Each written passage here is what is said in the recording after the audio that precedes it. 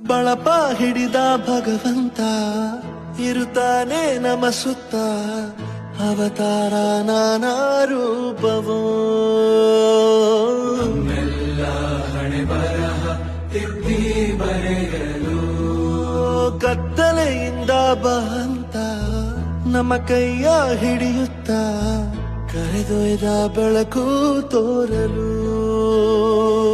ನಯವಾಗಿ ಗದರೋದು ನಮ್ಮ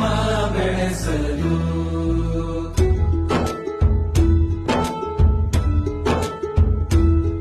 ಭಾಷೆ ಅಮೃತ ಕುಡಿಸೋ ತಾಯಾಗಿ ಭಾಷೆ ಅಮೃತ ಕುಡಿಸೋ ತಾಯಾಗಿ ಭವಿಷ್ಯ ಬರೆವಂತ ತಂದೇನೋ ಆಗಿ ಬರೆವಂತ ತಂದೇನೂ ಆಗಿ ಚಂದದ ಜೀವನ